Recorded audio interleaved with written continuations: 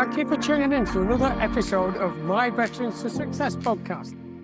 You probably know by now, my mission is to help 1 million veterans and entrepreneur business owners achieve the dreams, goals, and aspirations they deserve. That is why I created the Veterans to Success podcast, because I get to interview guys, men and women, who want to share their fascinating stories with you about their time before, during and after their time in the military, so you can benefit and overcome your challenges. So sit back, relax, and get ready to be mesmerized, astounded, and entertained.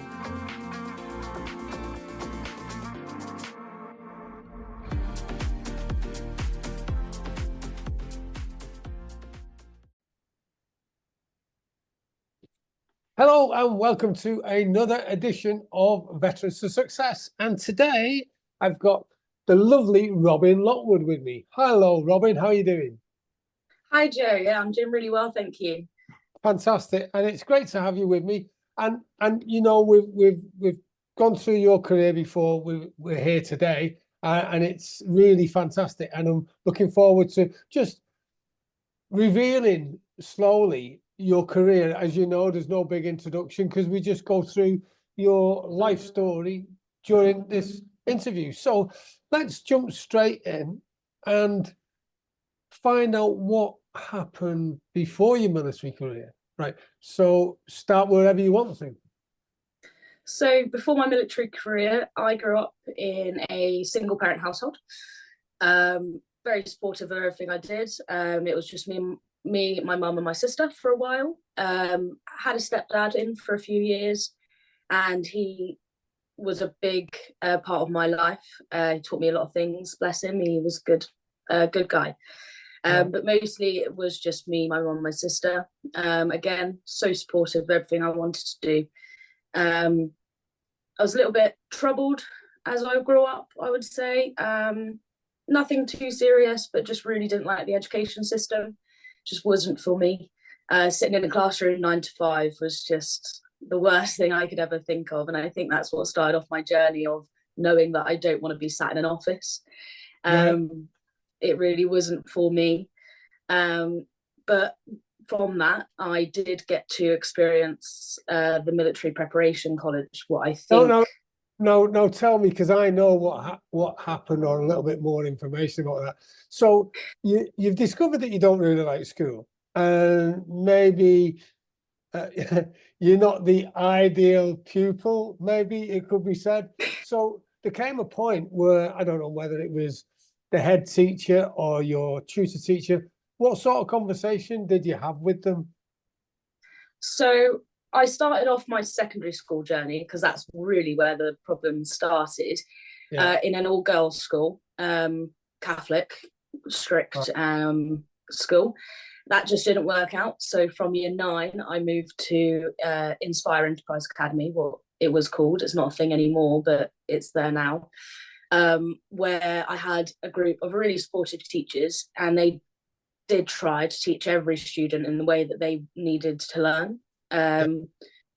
But it came down to it that my mum, myself, my head teacher and a tutor, would you say, came down to it and said, this isn't working out. We're more than happy for still her GCSEs here, but we do think that another road of possibility is better for her. I had interest in joining the military anyway, so for them it just made more sense for me to go get some more experience in that end, as the schooling system was just not working, and I think it would have worked out better for everyone. The arguments in the morning were just not worth it anymore.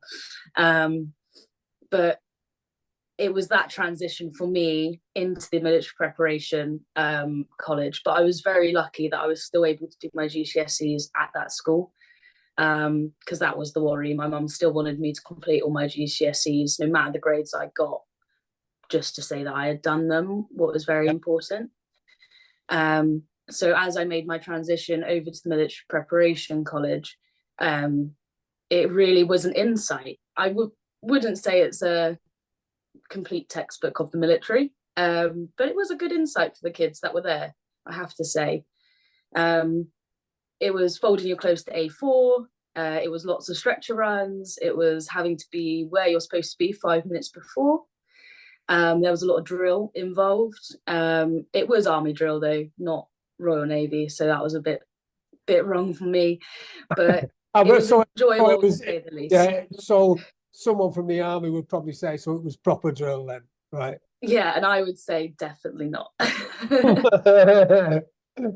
So, it was a good insight, yeah, definitely. well, I and the mean, friends I made there. learning those sort of skills at the age of 14, were you?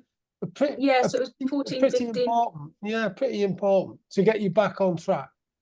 Yeah, and the fizz was definitely really good. Getting everyone ready for their mile and a halves and the strength tests and all of that. So, and the application process also into the military, they were very supportive that way, just to ensure that everyone was getting to their interviews and they all had suits that they required to go. And yeah, so it was very good in that sense. But thank you for that. So that was quite insightful of the head teacher and your tutor, and also very supportive of your mum, for them to get together and think, right, if something's not done, Robyn's going to go off the rails here, or there's a good chance that she will. So what we need to do is send her to a military prep school, which will at least prepare her for the discipline side of life, I suppose, and getting a regime and a behaviour sorted out, which then becomes regimented with a clear structure. Yeah, so it's like my mum said, she was always knew that I would succeed in no matter what I went into, but her job was to enable me to succeed to the best of my ability. Yeah. And for her, she knew being in the standard schooling system was just not the right place for me to be to enable me to succeed. And she would do anything in her power, no matter what, to ensure that I am where I'm supposed to be in life. But yeah, she really was a good egg in that sort of sense. Bless her. Brilliant. Oh, that's fantastic. So you do all this preparation, and then you decide to put the prep into practice. Yeah. And join the Royal Navy. Yeah. So at 15 and 9 months to the day, my application went in to join the Royal Navy. I originally wanted to go in as diver, but I was too young, so I joined the mine warfare sector branch. As it was, they said it was a transitional branch into the diving community, but they were not exactly right. It was mostly numbers, but I'm glad I did join the mine warfare world. Yeah, and mine warfare is, well, being in a ship is the sharp end anyway. But mine warfare definitely is the sharp end, because you want to have a good day at the office, really, don't you? Every day. Yeah, every day's got to go well. But it's a high-paced world. You deploy a lot, and they told me that before I went in. They did say that this branch does go away a lot. But as a small child, or early adult anyway, I was very keen to do so. I had nothing holding me back. I had no partner or family holding me back in that sense. So I was ready to go, ready and wearing. Right. So I'm interested, because I've worked with a lot of females when I was in the military, and I know that you've obviously got the gender difference. Now in the army, you can just go out and go miles away if you just want to get away for a while. On a ship, it's not entirely the same, is it? It's not entirely the same, no. So you can't just go off wandering miles just to get away from everyone. And especially in the mine warfare world, it's very small crews. You're talking about 40 people. So when you're at sea for long periods or you're deployed, these are the people that you're going to have to be with for sometimes nearing on 9 months. It is what that is. And don't get me wrong, some things can get heated when you're around them people for a long period of time. But when it comes down to it, everyone is good. You know, the conversation will always be flowing, the banter's always there, the morale's always there. Don't get me wrong, people in the military can complain about anything and they'll always find something, but it's something you bond over at the end of the day. Yeah, exactly. But everyone is always very supportive. You know, there's people that will always be going through hard times whilst you're away, whether it's personal or it's something at home or they're just not enjoying themselves right now. But everyone does come together in the end and go, it's going to be all right. You know, it's that pat on the back. It's that we're all in this together. You know, we've got to be where we are now. So Good. it's very important. So you're in basic training. Let's go back to your basic training, phase 1 and 2. You're 16. You walk into the training camp. What's going through your mind? Oh, so I'll take you back a minute there, Joe, if you don't mind. So for me, obviously, it started on the train to rally, HMS rally. And I'm not going to lie, I don't think I'd ever caught a train before that. So that was another milestone that I'd had. But I got on the train, I got off in Plymouth, and I was met by a leading hand. He was stood at the side with all his documents, and he was like, you're for HMS Rally. I was like, yeah, suitcase bigger than me. And I got onto this coach and everyone looked the same. Everyone was scared. Don't get me wrong, there was a little bit of excitement, but it's the unknown, isn't it? No one really knew what they were getting themselves into. And at 16 years old, I was like, what have I done here? But okay, let's do this. I'm here. Got off the coach at the other end and just started meeting everyone that we were going to be spending the next God knows how many weeks together. And the Navy do it in ways where there's more. So the mine warfares will go together as well as the rest of the warfare branches. So you at least have that in common. You got people going with you from first phase to second phase to then your initial bases. So the friends that you do make in basic training are the friends that do carry with you for years to come. So that is nice. And I think it was very important for me to be able to meet these people. And I was with a group of younger people as well. So there was another 16-year-old and there was another 17-year-old there as well. So at least we had that together as well, because there are different rules and basic training for under 18s as there are for over 18s, even though you're in the same group of people. And you know, it's looking back, I joined when I was 18 because my father wouldn't sign the papers. He said, you'll never stick it, which I did actually. But I was on the starting blocks like you when I was 17, waiting to sign the application to get in, which you'd already done. 16 though, you're a nip of a lass, aren't you? And then you go, and HMS Rally, this massive organization, and there's you 16 with a suitcase that's bigger than you. And how were you treated by the directive staff, the DS?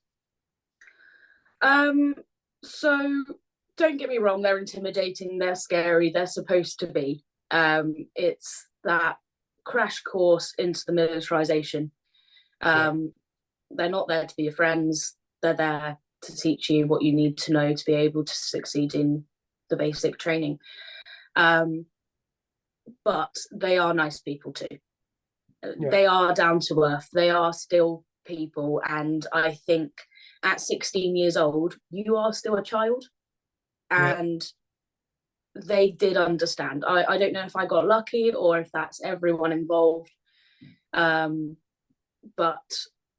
I know from my experience that the under 18s were looked after in the sense that yes, they were treated the same, but they would come up and be like, are you okay?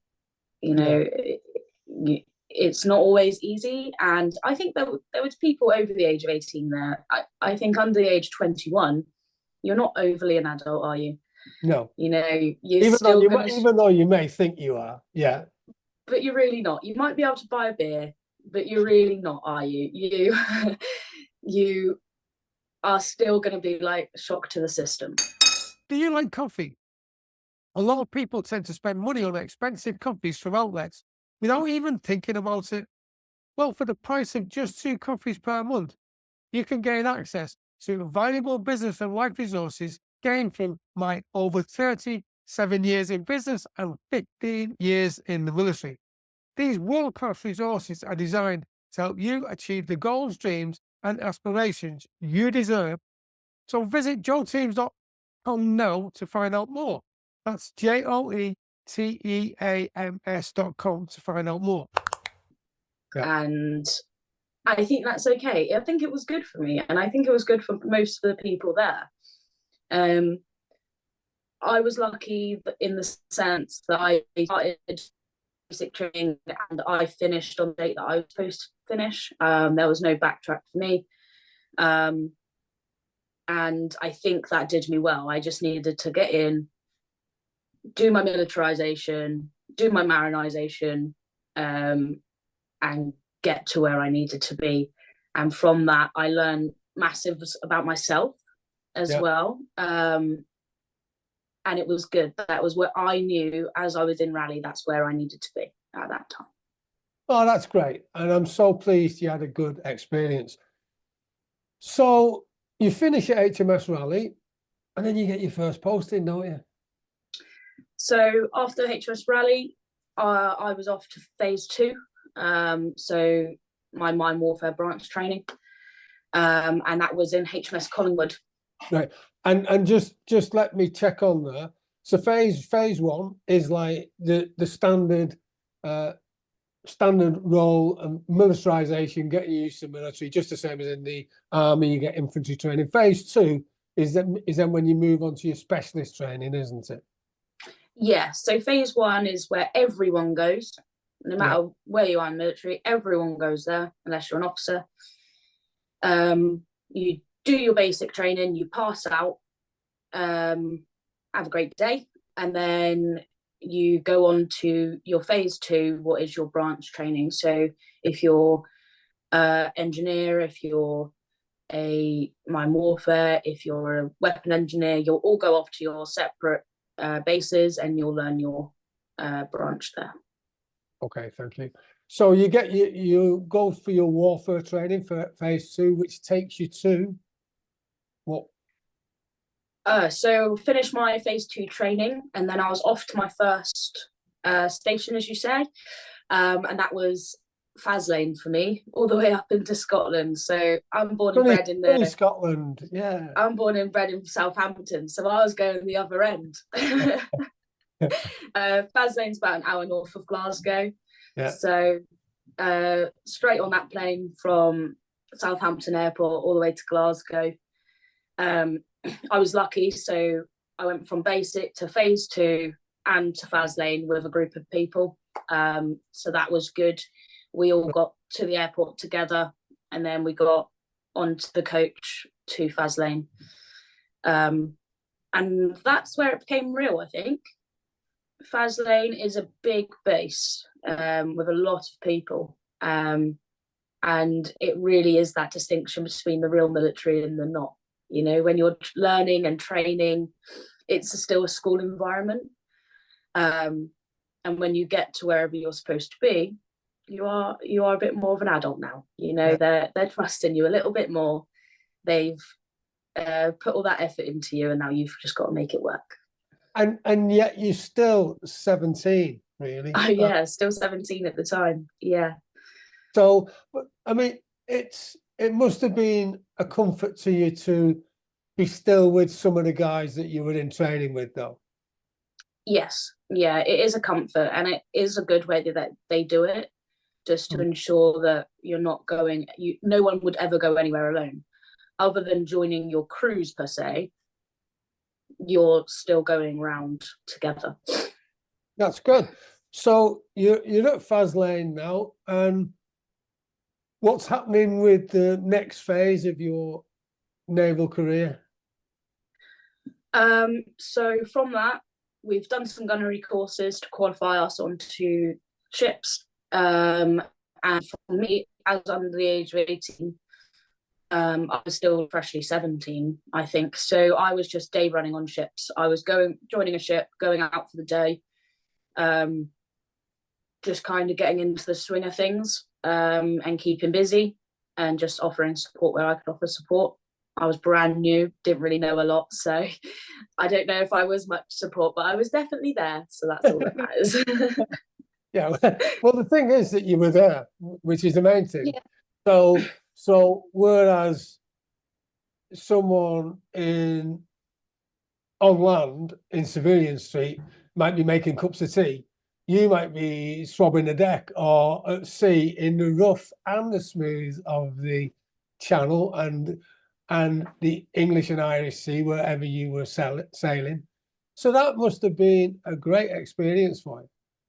It really was. Just to get on that ship and to sail out, even if it was just for the day, it was still such a new experience for me. And with the rough seas, they came and they go. Do you know what I mean? But I do love being on the water, and it really was a good time. Don't get me wrong, there were struggles within this period of not having a crew per se, because you're always that outsider almost. You know, you've got that 40 people on that crew that have spent every day together, and you're just going in for a day and then you're going on to another crew for a day. So just before my 18th birthday, I got put on to crew 2. Right. Okay. The ship was in refit at the time, and I was joining them to go into a assessment period. So before you deploy on any ship, really, you do an assessment period. It's either a small assessment period or it's a bigger one, depending on your deployment length. So just for my 18th, went on, joined a crew finally, and off I went. That was where my real my warfare journey started. And I was freshly 18, thinking I was the adult of the world. I was absolutely fine, and I knew everything. Yeah, well, of course you would. I mean, you knew everything that you needed to know about mine warfare. You knew everything you needed to know about the ship that you were on, and you were the master of communication with all the crew. Yeah. It really was. And I look back now and I laugh at myself, but I can, I can honestly laugh. I mean, the thing is, though, I recognize that in myself and in so many people. In fact, pretty much everyone, because when you're that age, you know everything about everything. I've got sons who've been that age, and they know everything about everything, and I just sit back and chuckle.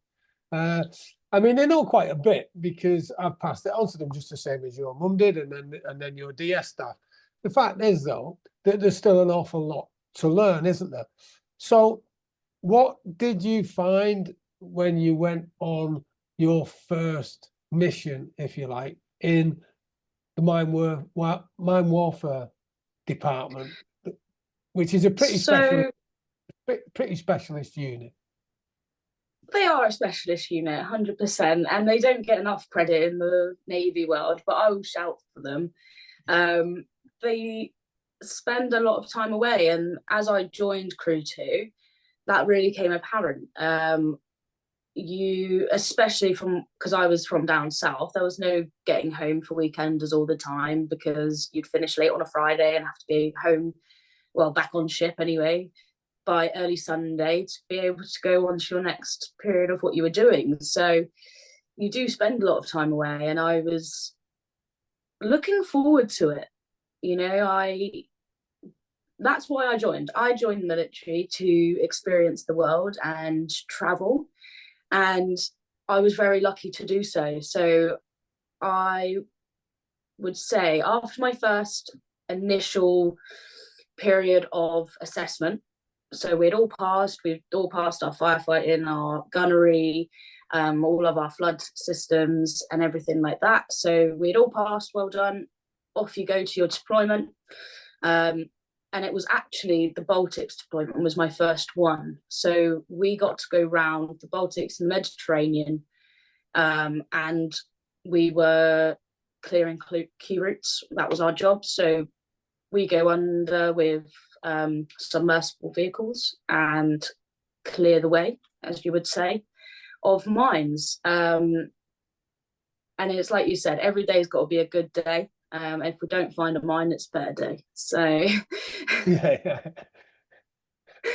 But it really was that experience and exposure into the real world for me, and the attitude of I know everything died very quickly, because I didn't know everything, and sometimes I just wanted to be at home. But I think that's natural, and a lot of people felt that way, who I was on board with as well. So, and we also covered the fact that you were proud, and so you should be. There weren't that many females in the warfare team, were there? No. So the mine warfare world as a whole is very small as it is, and I was on board with 2 other females at the time. No, 3 actually.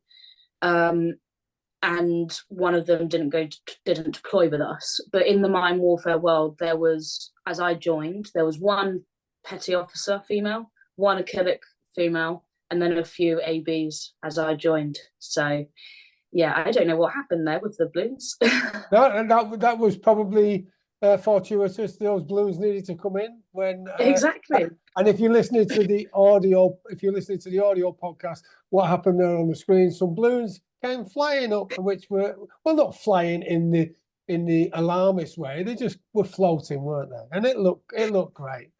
So, so the females, there's not many in there. Now, how did that make you feel, and what sort of relationship? And I don't mean platonic relationship. I'm talking about relationship with the guys. How did that work? What was the dynamics, the chemistry?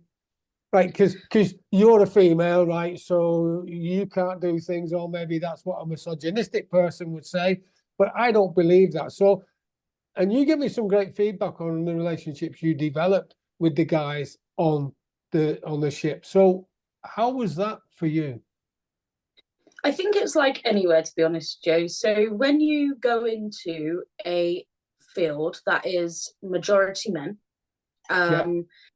females always have this thing inside them that they've got to perform to the exact same performance as a male, because you can't show that weakness, almost, that you can't do things that they can do if you're going into a male orientated role. So for me, it was very much like that at the beginning. I just needed to prove myself. I can be as big and bully and everything as the men that stood next to me. I have no worries.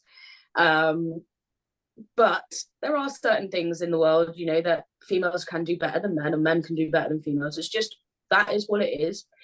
And that realization came to, that doesn't make you any weaker. That doesn't make you any less of your role. That doesn't make you any less successful. It just means that you do things differently, and that's fine. But I was very lucky in the sense of my crew, especially the first one, that there were no bad experiences between the males and females on that ship. Good. You know, you spend a lot of time together on these ships, and you get to know each other very well. And friendships form, and some of the friendships that you'll form are beautiful, and they will carry on with you down the line. And it's great, you know, and it's that support, and that I don't care if you're a female, you know, it just is what it is. We're all here to do a job. And it is very much like that. And I was very lucky, because I know that not everyone gets that almost equal playing field. Which is a great way to be. And when I addressed it as, oh, you're a female, that's not my opinion per se. That is what I've seen in my military career. For me, I'm exactly the same with you. I'm on board with you. I'm not bothered whether you're male, female, what colour you are, what religion, anything like that. I want to know that you can do the job, and if I need my back covering, you can do it. And if you need your back covering, I'll do it for you. Does that make Yeah. sense? Yeah, and I think that's the most important thing. And I was very lucky, like I said, to experience that. And I think it's important to go into the military now, especially in today's world, that it is more like that. You know, there is a lot more, as long as you can do the job, I don't care who you are, you know. Yeah. And that's honestly how I think it should be. And I was in that lucky period where I do think it was changing. Yeah. Because obviously people that I have spoken to that were in the military a lot longer than me, they didn't always necessarily have that easy start. No. You know. And I've been speaking to, I've had the good fortune to speak to other females on the podcast from various arms, Army, Navy, Air Force, and the more senior they are, they've been in longer, obviously, and years ago, it wasn't like it is now, where it was sort of female, male, and there was a clear differentiator. Now I'm pleased to say it's not exactly the same. So you've done your Baltics tour, you've also done some tours of Bahrain. When you go on a tour, how long are you at sea for? So as mine warfare ships, we don't stay at sea for masses of time at once. We tend to max out at about 14 days, where we then go alongside, restock and refuel. We do have the capability and the ability to stay out for longer, because we can refuel and stock at sea. But during our Baltics trip, mainly, you're going around with Germany, you're going around with lots of different NATO countries, and you all go out together. You do mine warfare and dive, and then you follow each other to certain countries, and then you all go off, all restock, fuel, all get back on, and then all go off together. So it is a very much of it's almost a community deployment, as you could say. It's just all NATO going around together, ensuring that all of our drills are correct, and we all can work together in times of need. So what did a day look like for you, a typical day when you're searching for mines? So when we are in active mine warfare, we will do defense watches, we call them. So it's a 6 on 6 off rotation. And on your 6 on, you'll be either in the operations room, on the sonars, and then you'll be on the back end dealing with the CFOX, the autonomous vehicle. So that's your rotation for 6 hours, really. You stare at a screen, going up and down the lines, as we call them, in a small area to ensure that we have cleared the whole area. And you then invest, say if you found something that looked a bit abnormal, a weird shadow or anything in that sense, you would mark it, investigate it, send the CFOX down, and then a decision would be made if it is a mine or if it is something else, what would need to be done, whether that's the other CFOX going down and clearing it, or if that's the divers going down and clearing it themselves. And the CFOX is the submersible vehicle, isn't it? Yeah. And being a former bomb disposal operative myself, I work with Navy divers who are bomb disposal trained. And I tell you what, I would rather do the bombs on the land than the stuff in the sea, because the stuff in the sea is really deadly. And without giving anything away, it's top secret. I'd leave that to your guys. Yeah. And it is very cold and it's very miserable at times, especially when you are in the Baltics. You know, sometimes I do feel sorry for them, but it is always a running joke that, you know, you can't feel sorry for the divers, off they go. But they do sometimes get hammered, I have to say. You know, there'll be because when they're off watch, if they still get called to station to go diving, they still have to get up. So they can be very tired, and they get worked a lot sometimes, but sometimes they don't also. I'd like to put that on. And 6 hours on and 6 hours off continuous is a pretty grueling timetable. And I mean, when you're on, you've got to be on it as well. So there's no daydreaming or anything like that. It's got to be on it, hasn't it? Yeah, most definitely. And 6 on, 6 off, it can get tiring because you still have to get everything done in your normal day. You still got to eat, you still have to shower, you still have to do your washing, so there's still lots of things that have to still be done. Yeah. The whole world doesn't stop, sadly, just because we're in defence watches. So Yeah. But once you get in a rhythm, they can be enjoyable. You can work it very well. Some people will do fizz and exercise whilst they're off watch as well, just to try to keep their mental fitness as well as physical fitness up, because not seeing daylight can sometimes mess with you. Yeah. And the 6 hours off, as you say, isn't off at all. It's you got to get other stuff done as well as sleep. So yeah, that's great. Thanks for sharing that. So you've done a few tours now, Bahrain and the Baltics, and you're a bit of not an old hand, but you're certainly an experienced hand.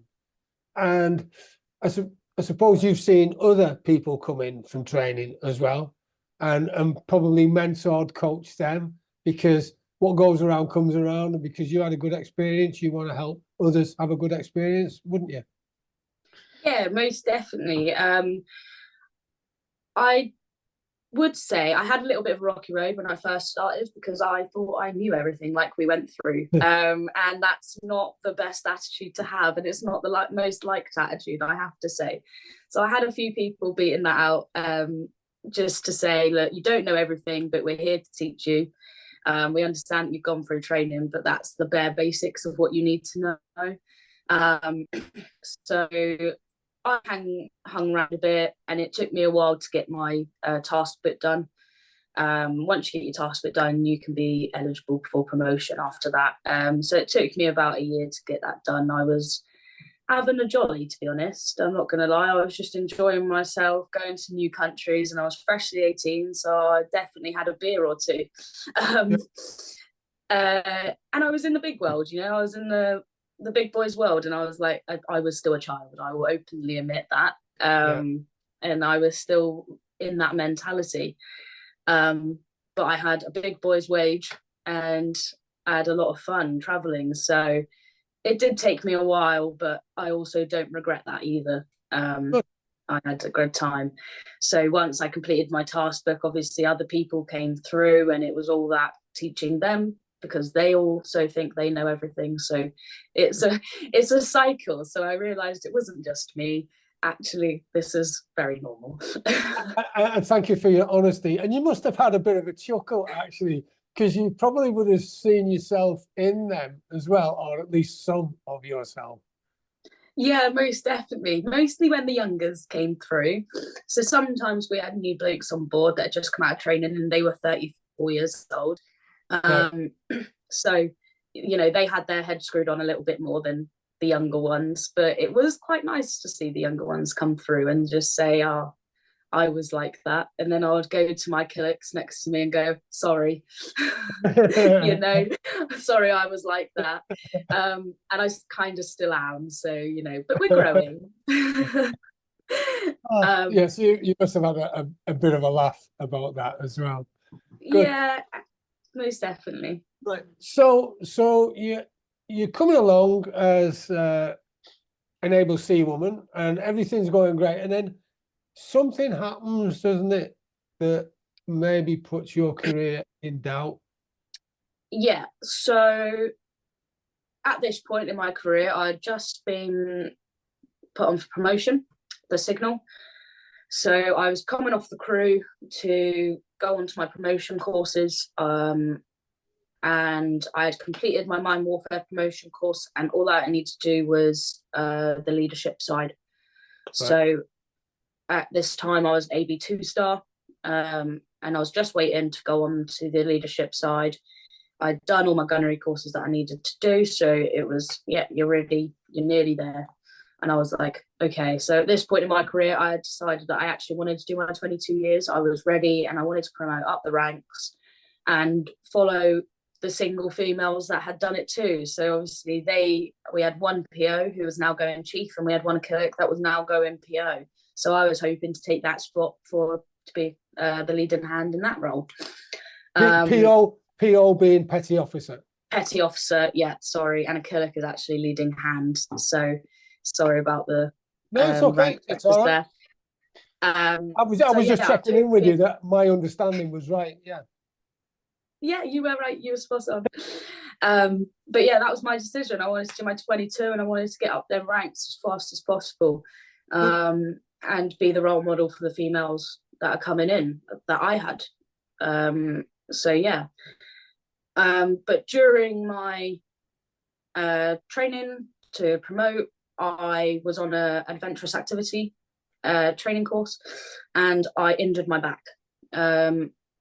From that injury, I honestly thought it was just a pulled muscle at the beginning, and I didn't go and get it looked at straight away.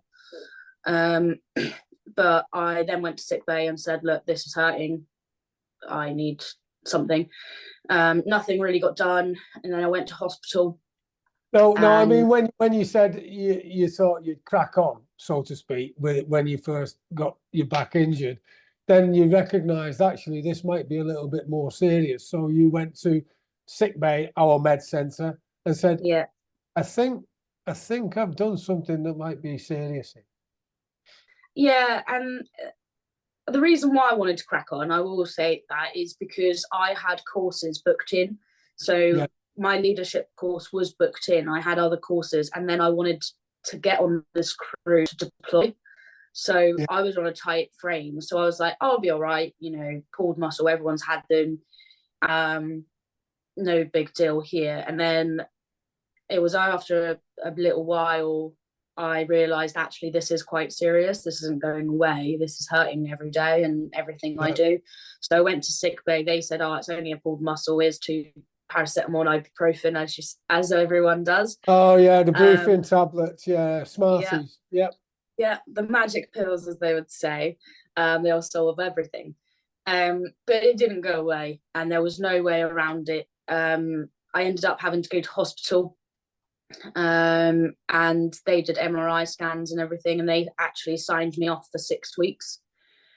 Went back to my boss and said, look, I've been signed off for 6 weeks. They were like, look, that's not doable. You can have 2 weeks, and then you need to go on this course. I was like, okay. So I was receiving physio at the time, and I went on this course. I was still receiving physio when I was on this course, so that was okay. But once I went back up to Faslane after my courses, I was put on a crew to do another assessment period before we deployed. I went to sick bay again, or med centre, and said, look, I'm not in the right med category to do this. I still need physio, I'm in still quite a lot of pain. And I have to say, they basically said, this is what you've got to go do. So I went and done that. Did all my assessment period, got through all of that. Was in still quite a bit of pain, but I was working through it. I honestly thought it was just a pulled muscle still, and it just hadn't healed properly, and it was just taking a while. And over what time period was this? Was it like a week, 2 weeks, months? No, so I was injured in the September 2019, and I started the assessment period in February 2020. Have you ever wondered what is going to happen to all your knowledge, wisdom, and skills when you die? Yeah, me too. That is exactly the reason why I created joteam.com, so I can leave a legacy for my children and for other successful people who are just like you. For less than 40 pence per day, you get access to valuable business and life resources gained from my over 37 years in business and 15 years in the military. These world-class resources are designed to help you achieve the goals, dreams, and aspirations you deserve. So visit joteams.com now to find out more. That's joteams.com, joteams.com, to find out more.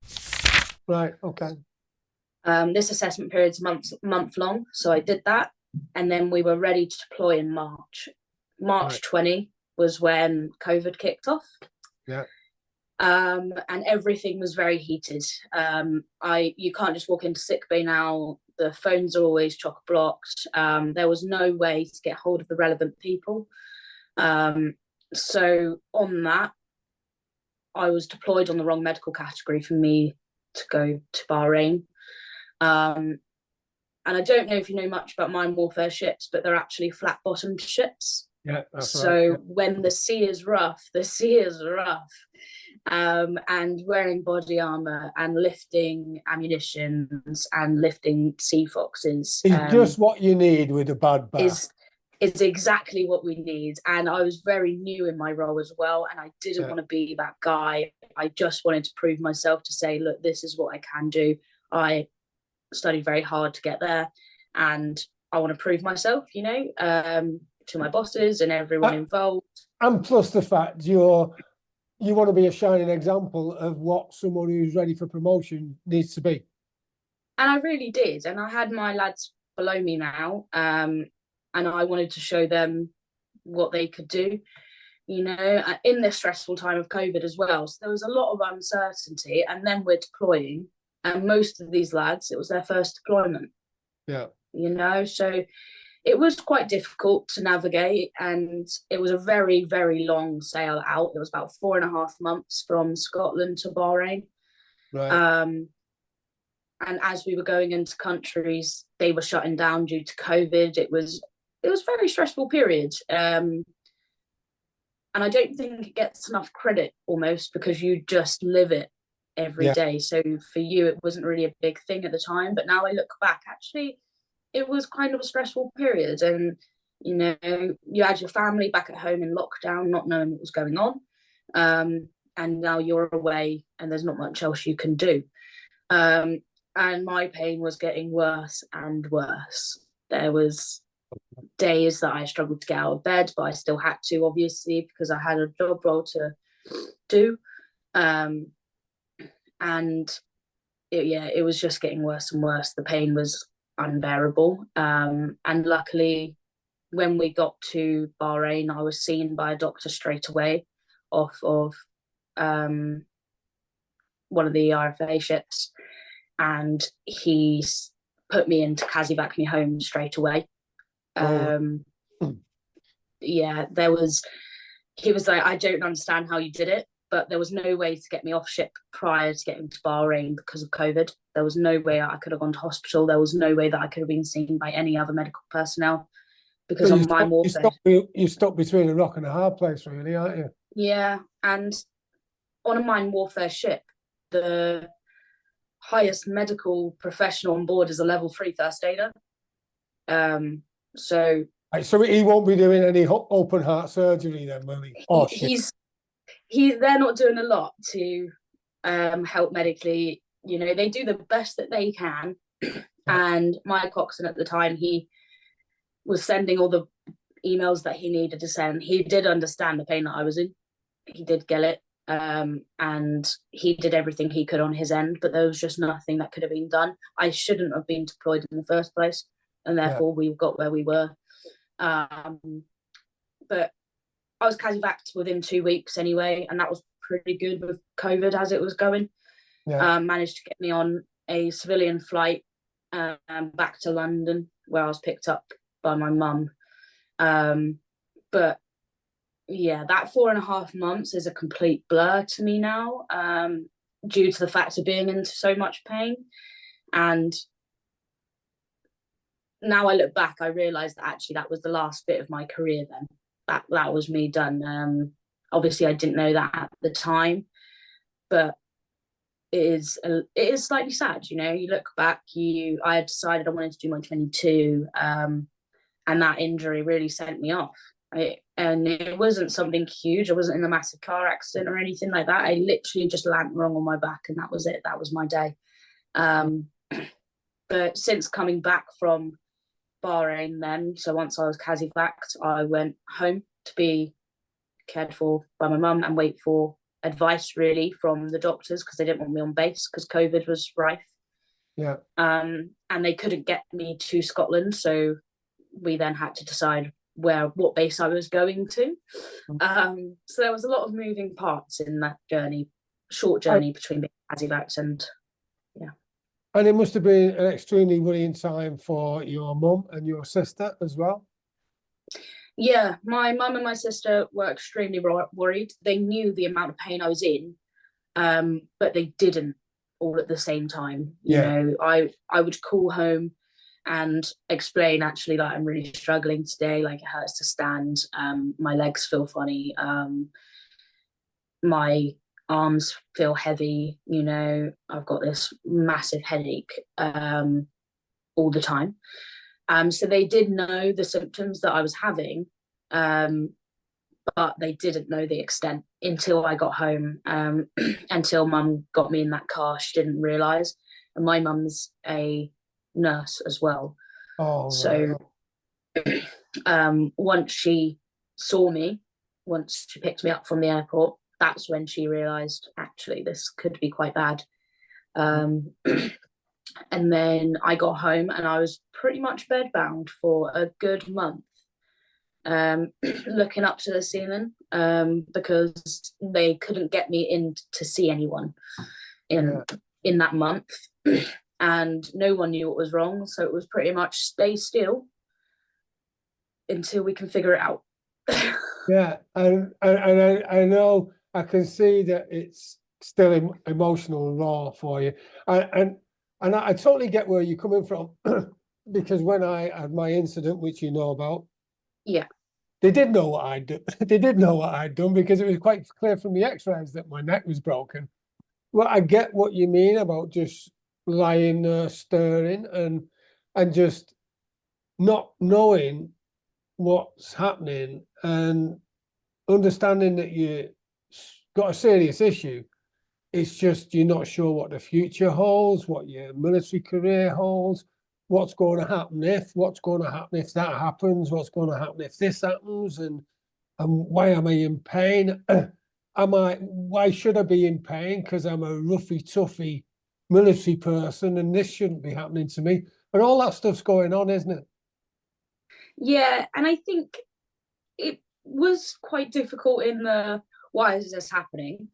But I was still under the illusion that once I'll be home for 3 months and I'll be back deploying. Yeah, I was honestly still under that illusion that, yeah, I'll be seen by a doctor, they'll figure out what's wrong, do a bit of physio, and then off back I go. I was completely certain that was going to happen. Medical discharge had never even crossed my mind at that point. So I wasn't still quite high spirits at this time. I know that my mum found it very difficult, basically because she was caring for me, and to see her youngest child in pain is just never good. And my sister found it very difficult just to see me like that as well, as we're all very close. So I know it was a bit more of a difficult situation for them than it was really for me at the time. Yes, I was in a load of pain, but that was as far as that went. I was just annoyed that I got CASEVAC back. I wanted to do the whole trip, you know? So other than a bit annoyed and a bit frustrated, I honestly thought I'd be back out in 3 months. Yeah, and obviously looking at how you would have felt, you'd just been promoted before you went on this tour, and then you have the CASEVAC back. So there would have been, perhaps I'm putting words in your mouth, correct me if I'm wrong, there would have been a sort of feeling of guilt that you'd left your subordinates without a leader, and you were ashamed maybe. Yeah, I think it did hold that, you know, it's that disappointment and that wanting to be there for them and with them. We are lucky in the sense of mine warfare ships that there is 2 leading hands on board, but then it was that guilt of the other leading hand is now going to have to take all the responsibility that we usually halved, you know. So it was guilt, and it was very disappointment, like a big disappointment for me to come home. But I also knew I was no good out there either. You No. know, I could hardly stand up for longer than 5 minutes at this point. Yeah. So for me, it was I knew it was needed for me to come home and figure out what was going on, because I could not receive the care that I needed out there. Yeah. So you've gone through what I would class as the 4 stages of an incident, an injury: shock, denial, right? This isn't happening to me. When did it start to become upset or anger or emotion of negativity? When did that happen during that process? So I was kind of active in September, and I started to receive medical attention November, December time, on and off. So it was about once a fortnight I went and saw the physio, and that's where the emotional came, because with my injury that happened, because it was left for so long untreated, I developed hypersensitivity. So my skin feels pain when it's not painful. And it's that neuropathic pain and hypersensitivity that really hit the emotions, because it's that lack of understanding of, well, it's not real, so why does it hurt? And that's when it became that emotional battle for me. And I think it comes back to the whole military mindset of, no, I'm hard, I can deal with that, I'm fine, you know. And actually the understanding of, I was left for so long that this is now a result of that, hit me quite hard, you know. And the physio then couldn't carry on his physio, because he was like, I'm not trained to deal with this, so you need to go somewhere else. And that is when I was handed over to Stamford Hall Rehabilitation Centre, which is the replacement from what used to be the Headley Court. Headley Court. Now, hypersensitivity, that can be like someone sticking pins in you, can't it? You know, it's a really, really intense pain. Yeah, so it basically just feels, so wearing a t-shirt, for example, will then it will have a painful response, or if you brush up against something, it can be like you're being stabbed in the back, or it's very different for everyone, but it's basically the sense of things feel different than what they do.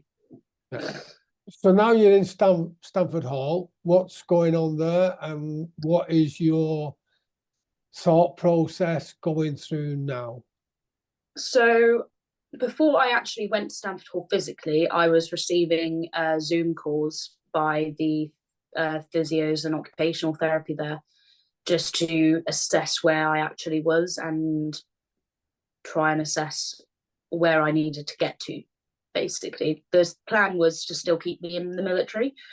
I was still under no illusion of a medical discharge yet at this point, and I went to my first residential there in July 2021. Yep. 2 weeks of physio and occupational therapy and hydrotherapy to try and get people back to where they need to be. So they threw the lot at you then? Physio, occupational and hydrotherapy, Yeah, so it was a 2-week course, and it was there was a few people there just with upper limb injuries, and it was very intense, you know, and it was very emotional, because they did hit you with a lot of realism of how long they really think that this is going to last, and how long they really think that you're going to be able to recover, and if you're going to be able to recover at all. And like I said, at this point, I'm going to stay in the military. I'm going to be absolutely fine. And at the end of my first residential there, I got the news that this possibly could never go away. And I'm looking at a good 10-year stint of this with little to no improvement, at least. And how did that make you feel? And the reason I asked that question is I remember when I went to see the clinical psychologist at the spinal unit, that I was in at Southport. And the first thing he said to me, he said, you're probably not going to walk again. And I thought, that's your opinion, and I respect your opinion. Let's see what I can do. So when you're told this, where's your mind going and what's racing through your mind? So at this point, I was still very much in denial. I describe this process almost like grief. You know, your 7 stages of grief, and it's not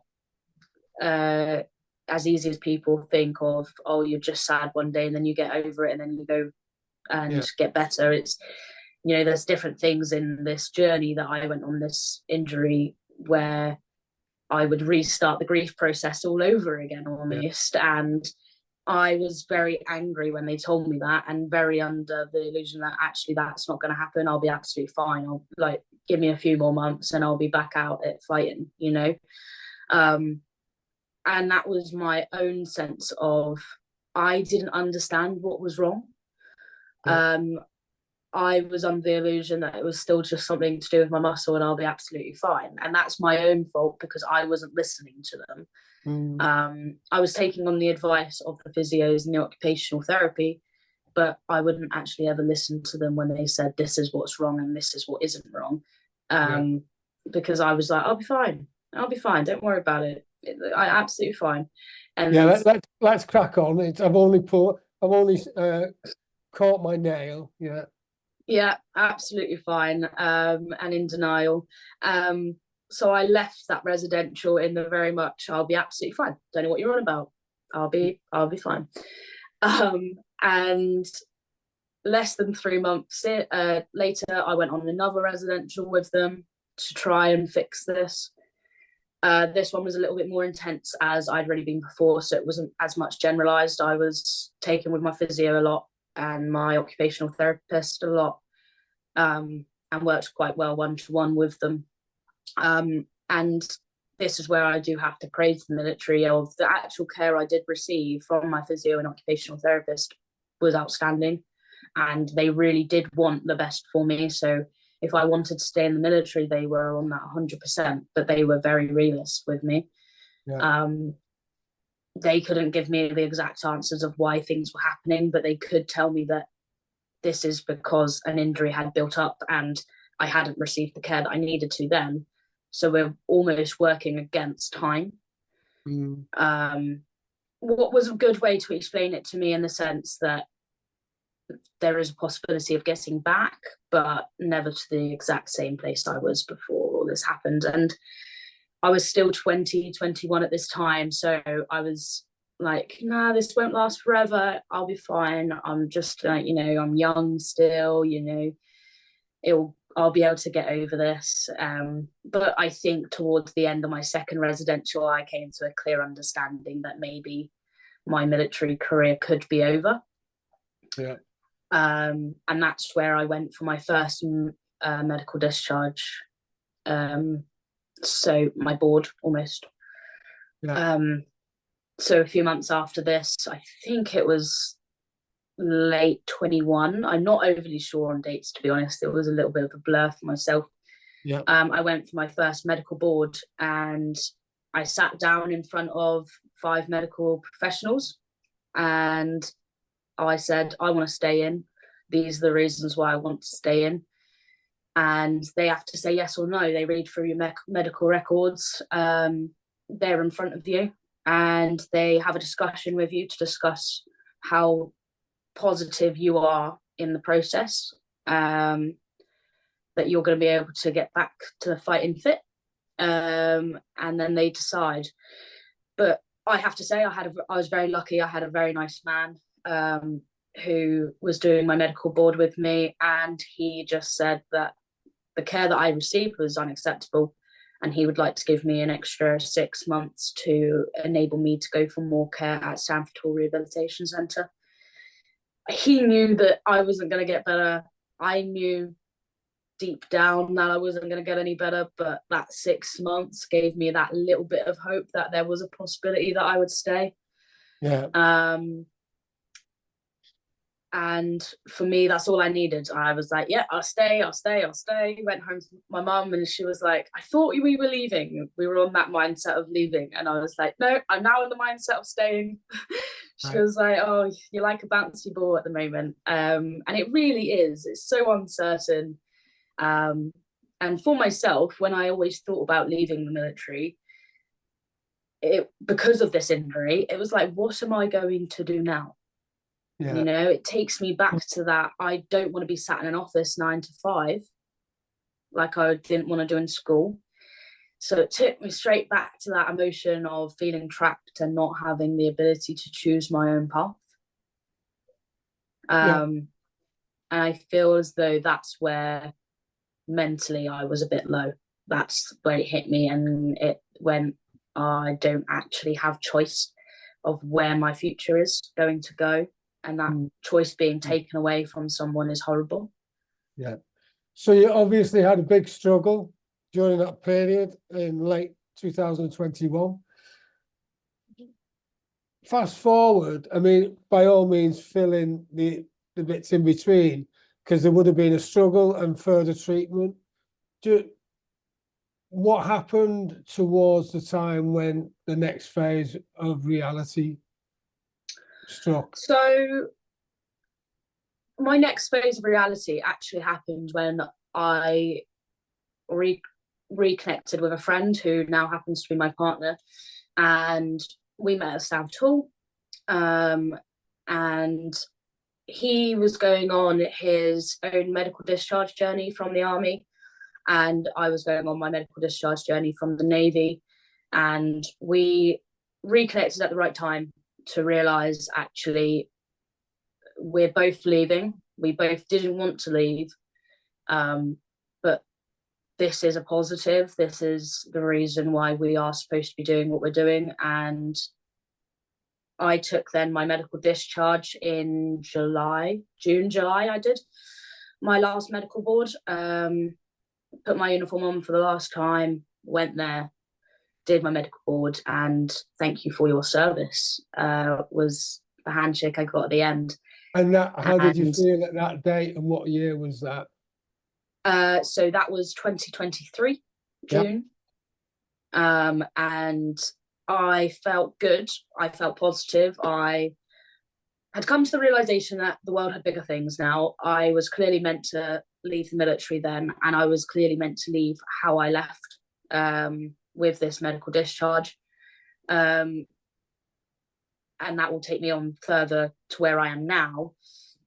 But my mindset at the time was, it was positive, but it was still fearful.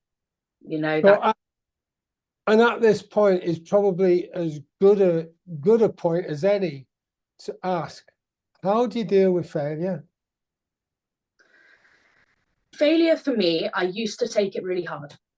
I wanted to be the best at everything, and when I couldn't be the best, I did struggle.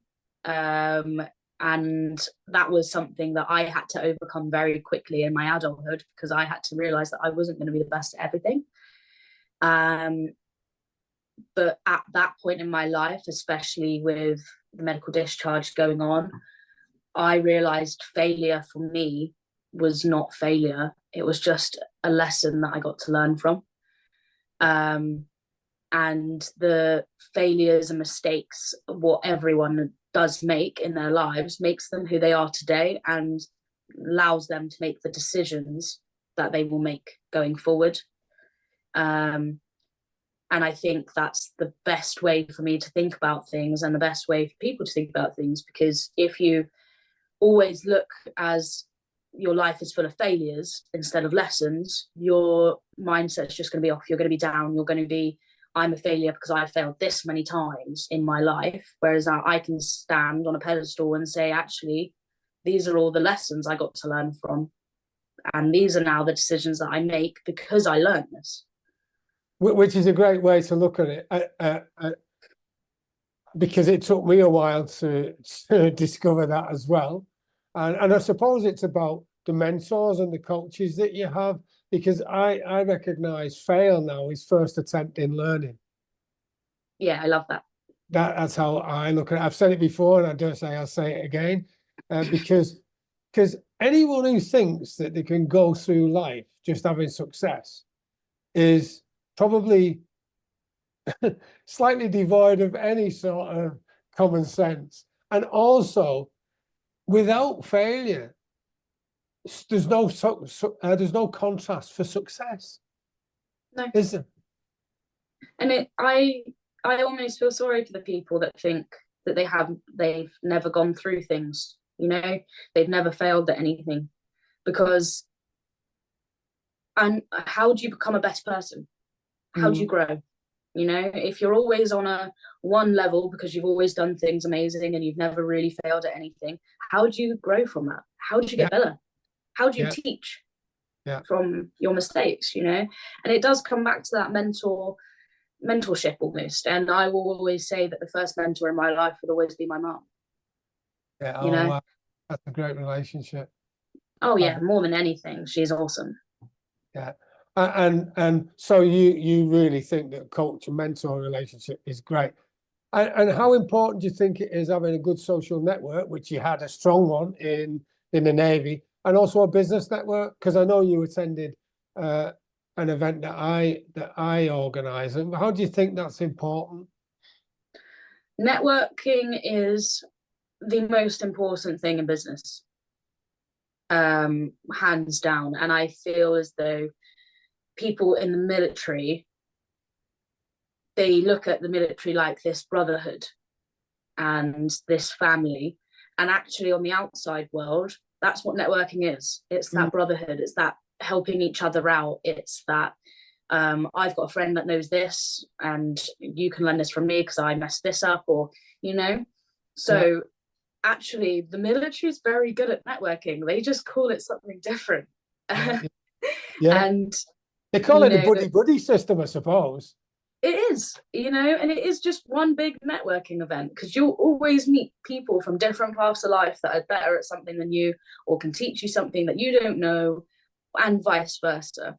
So, but when you do tell them about networking events or the importance of network, they're a bit standoffish. And I'm like, you've been doing this the whole time of your career. Hey, numpty, you've been doing this forever. Come on. It's just called something different.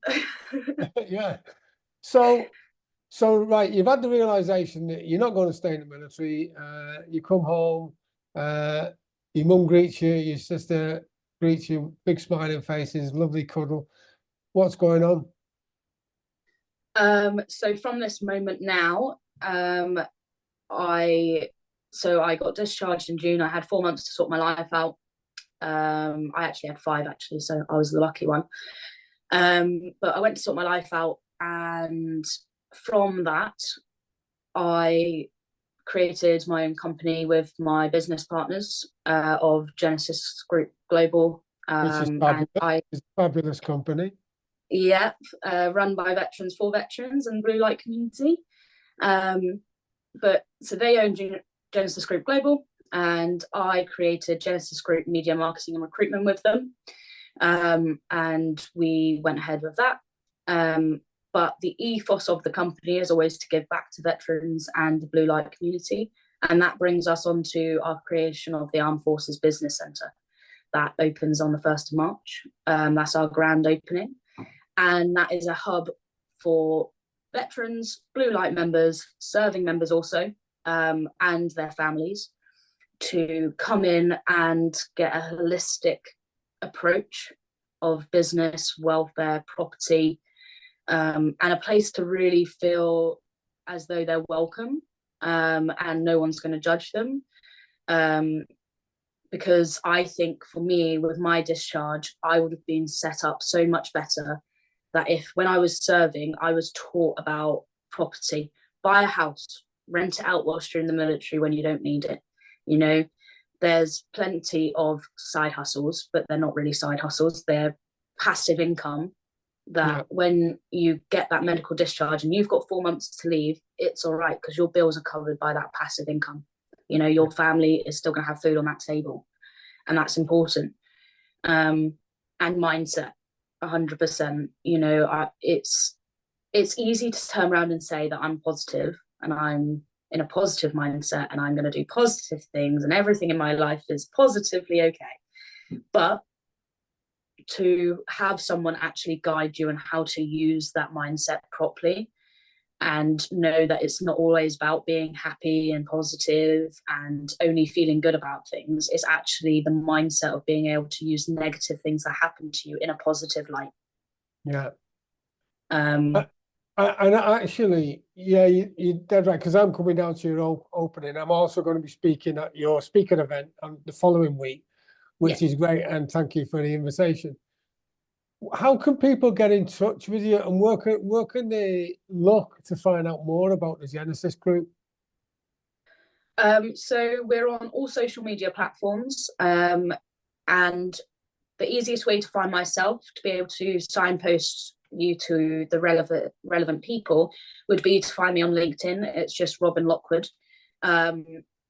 LinkedIn is our main social media platform, and the Armed Forces Business Centre social media platforms are launching next week. So you'll just be able to put that into any of the Instagram, TikTok, Facebook, LinkedIn, and more. So that's the Armed Forces Business Centre on those social media platforms, and then LinkedIn, Robyn Lockwood. They can link up with you, and you're based in Colchester. Colchester, yep. And I love the ethos because I recognise, because I spend a lot of my time on business structure and helping, just the same as your ethos and company is. And I know we're going to be working together a lot now in the future. And I do agree that the military spend a lot of time taking the civilian out of you and then building you up as a military person. And unfortunately, it doesn't always happen in reverse. They do not take the military out of you and build you up as a civilian. One, because they probably don't know how to, and two, they haven't got the time, really. So I think that what you're doing is great. Thank you. And what I'd like to know is how valuable, looking back at your military career, how valuable do you think and transferable are the military skills to civilian life? Now that you started, because you only recently started, so you know how you're able to use those values and skills. The transferable skills are like no other. The things we learn within the military are the things that civilians spend thousands on to learn. I did a public speaking course for a few thousand and realized actually everything that I learned in there were the things I learned in the military for free. They were paying me to learn that. So there's the public speaking, there's the teamwork, there's the management skills, because whether you like it or not, you can be a senior AB or a lead in hand, and that's medium management in civilian world. The communication skills, the ability to work under time pressure, all of these skills are transferable, but the thing that is hard about it is knowing how to word it into a civilian way of speaking. And it's really is just that knowledge behind you and someone who's done it before. And that's what we want to foster, really. We are the people that have done it before, and we want to help people going forward. There's so many gaps in the system at the moment that aren't being covered. And I can say that from a real time experience. I left the military mid-September 2023. And I can say that fresh off the shop floor that it's not done correctly yet. And we need them resources around to ensure that every serving member and veteran doesn't get left behind, because there's more to civilian world than writing a CV. Yeah, and I'm totally with you, because I've spent tens of thousands, because I've been out a little bit longer than you, on courses, and many of them, like I've been on public speaker courses or how to do stuff, and I recognize that actually I'm learning someone else's way of doing it, when the way that I was taught in the military was perfectly okay. All right, I picked up a few tips, and that's why I'm on the mission to make sure that I use what I've learned and you use what you learned. So together we can create something that we deliver to veterans, knowing what they need and what the concerns are and what worries them, rather than coming into an environment where someone's running it who doesn't understand ex-military people, if that makes sense. Yeah, and that's why we love the fact that we're founded and run by veterans. You know, there's that, at least it's that one thing in common that allows you to open up, to allows you that ability to talk to someone like they know what you mean, you know, that fearfulness, that hesitant to put that chit in to leave the military because you're scared, because you've had that security, you know. It's very difficult, and I feel as though people just need to be more prepared for the outside world, because it happens to everyone. Everyone leaves the military. So why do we talk about it's this thing that only some people do? You know, everyone leaves. Everyone's got to be a civilian at some point, you know. And I look forward to us working together. And before we sign off, I'd just like to ask you the one last question, the Columbo question. What's the one top tip you give to someone leaving the military, or has already left the military and wants to get better, or to someone who's listening who likes and supports them, people who are in the military? What's the one top tip you give them for success? Surround yourself with the people that you aspire to be, because you should never be the best person in the room. You should never be the smartest person in the room, because you're never going to get anywhere if you stop learning. Yeah. And life doesn't stop. You know, you've got to keep pushing forward. You've got to keep growing. It's just like the rank system. You know, you always want to be better. You always want to get somewhere. So surround yourself with the people you aspire to be. Thank you so much. And thank you for sharing your amazing journey and the trials, tribulations, and how you got through stuff. I found it so interesting. So thanks a lot. You take care and have a brilliant day. You too, Joe. Thank you so much. JoeTeams.com is a resource I have created to fulfill my mission to help 1 million veterans and business entrepreneurs like you achieve the goals, dreams, and aspirations they deserve. JoeTeams.com is jam-packed full of valuable resources specifically designed to help you on your journey to success. Visit JoeTeams.com now to find out how you can join and start your journey to success immediately. That's JoeTeams.com, JoeTeams, JoeTeams.com. And until we meet again, have a brilliant day.